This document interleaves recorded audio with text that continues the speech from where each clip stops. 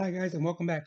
Today I'm going to just give out a quick story of an individual who held a very high position out in the port of San Isidro.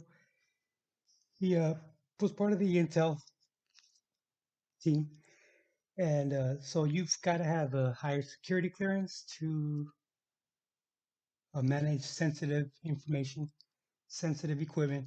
So this individual,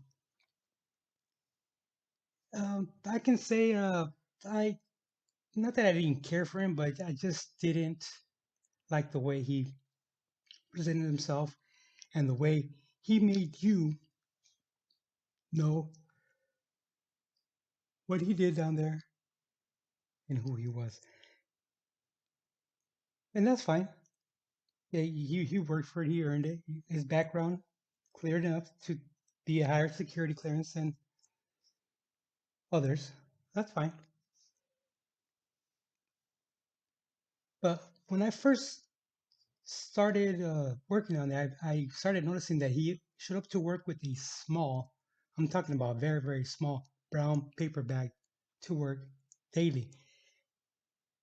And that's what I guess was his lunch, I assume, right?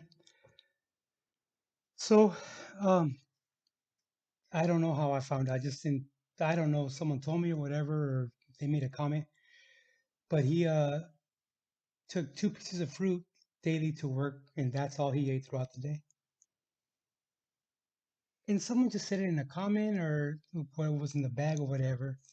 And I just, it just found it weird that a grown man would only need two pieces of fruit in an 8 or even a 10 or even a 12-hour shift and be okay with it. But, to each his own. And so years later, I found out that he actually tested positive for a drug test for methamphetamine. And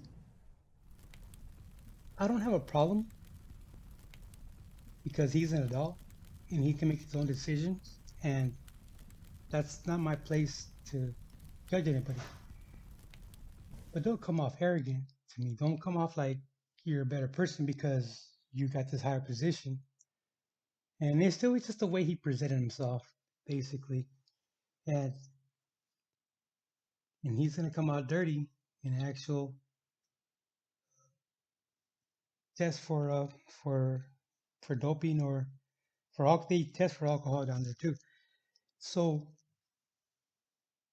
when your number comes up on a list, when you work for law enforcement down there, like at the Fed, like Customs or Border Patrol, you are given a certain amount of time to get to the clinic. If they don't bring somebody in, if they bring an outside agency that's actually their technicians to come in, then they'll do it on site and then they'll just do it the way they want to do it, draw blood or actually urine.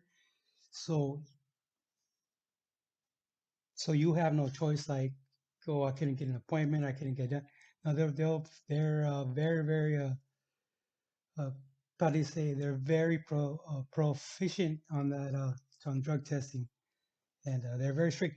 And I, but I forget, I think it was like there was a certain percentage that actually would get caught every month, and it was actually, it was not that high in numbers, but considering these are law enforcement, they were high.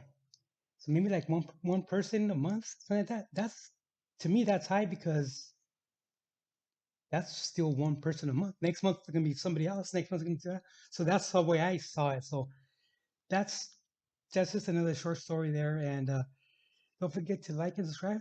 Till next time, guys.